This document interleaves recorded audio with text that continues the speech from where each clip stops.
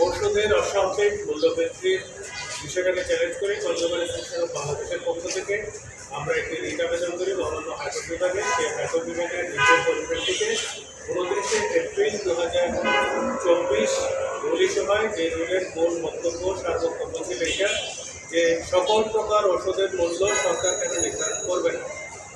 এই মামলাতে কিছু অন্তর্বর্তীকালীন নির্দেশনাও ছিল। সেই নির্দেশনাগুলোর বিরুদ্ধে ঔষধ প্রশাসন ঔষধ কোম্পানিগুলোর পক্ষ থেকে আপিল বিভাগে আপিল দায়ের করা হয় এবং সেই আপিলের পরিপ্রেক্ষিতে সাধারণ বিভাগের একটি বেঞ্চকে মহামান্য আপিল বিভাগ নির্দেশনা দেন যে তারা 3 সপ্তাহের ভিতরে যাতে মামলার শুনানিকালে আমরা দেখতে পাই যে 2022-এ দুটো আদেশ প্রদান করা হয় ঔষধ প্রশাসন অধিদপ্তরের পক্ষ থেকে ওষুধের মূল্য নির্ধারণ করে।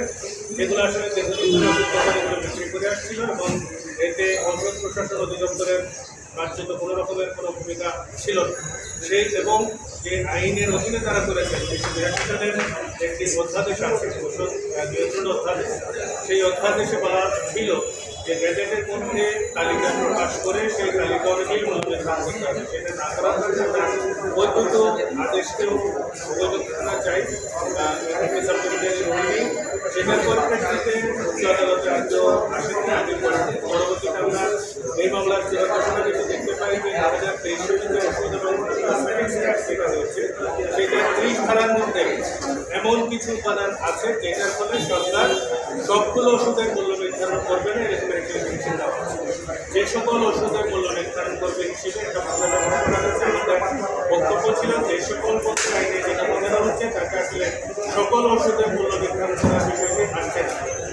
এই কারণে আমরা পরবর্তীতে মহামান্য হাইকোর্ট বিভাগে বলেছি যে পার্টিকুলার ধারা 30 থেকে যে সকল এবং একটি তালিকা প্রকাশ করার পরে যেটা বলা হচ্ছে ওই দুটো অংশকে বাতিল করে এই ধারাটাকে কেন ওই অংশটুকুকে কেন বৈধ ঘোষণা করা হবে না এবং সরকারকে কেন অ্যাবসলিউট অথরিটি দেওয়া হবে না ওষুধের মূল্য নির্ধারণ করার জন্য সেই মর্মে একটি সাবমিশনের অনুযায়ী সেই করা হয় 13 মার্চ 2025। 2025-এর 13 মার্চ এই যে সেটার ক্ষেত্রে ওষুধ পরীক্ষা সমিতি মহামান্য আপিল বিভাগে আপিল করে।